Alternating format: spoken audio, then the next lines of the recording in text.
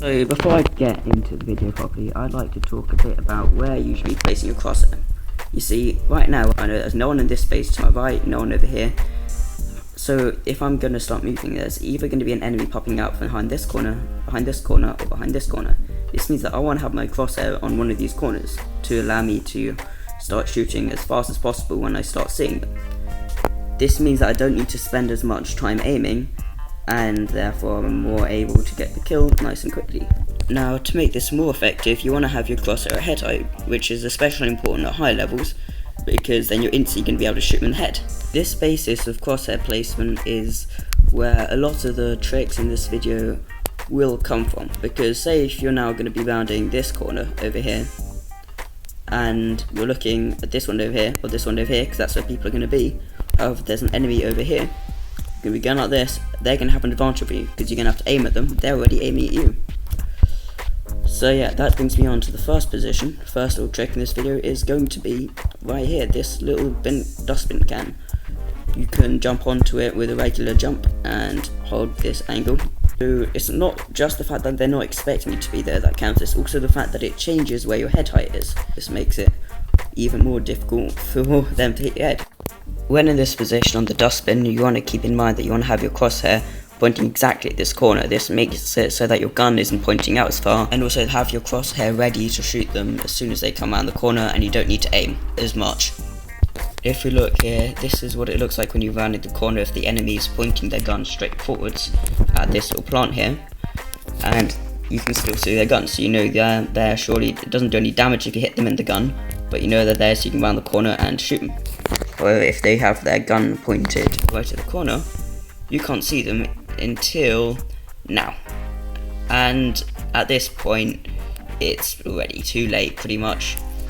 So similar to the dustbin, there are other spots you can jump on like this that will give you a slight advantage in setting off someone's crosshair placement off your head. So as you can see, there's another dustbin over here, which will stop people from pushing through mid. So yeah, next up we have this printer over here.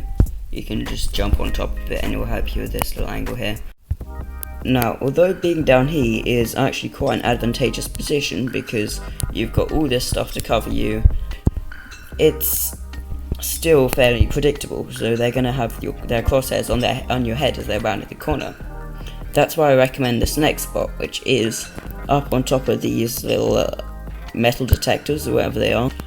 Now, in order to get up here, you can't just jump on top of these black things, you need to aim on top of the white bits here. As you can see, it's marginally lower and that makes all the difference. Boom. This is also just a fun, little derpy spot to get to in general. Just for a little bonus spot back here, if you jump on top of these benches, you're also able to jump on top of this magazine stand and it will allow you to shoot in between here as they're rotating around T-spawn. So this next spot is going to be a grenade, and in fact it's going to be this window right up here. It's going to allow you to blow up whatever is behind these servers right here, as you can see from the minimap. If you stand on top of this table over here and you throw a smoke grenade through the grenade hole, you will be able to smoke off the other server room from A, which will allow you to push around here from this side, safely knowing that you're not going to get shot from all the way down there. It's important to always keep in mind, however, that these windows can be used for other things apart from throwing grenades into A. For example, you can throw grenades into the other server room, or you can throw grenades from A in the other server room into CCTV, or Intel, or whatever you want to call it. So my fourth and final trick, which you probably already know, is that this here is made out of glass. You can shoot through it. You probably think, well, what's the use in that? Well, it's actually quite simple. This angle can be very useful because say if you're pushing A from back here, you will have your crosshair here, then you'll probably flick it over here, check if there's someone in this corner, then have it on this corner to look around here. And by the time you're over here, you're already dead because the person over here has killed you. This same spot also works if you're pushing from here. Far riskier idea because you can get peeked from here, here.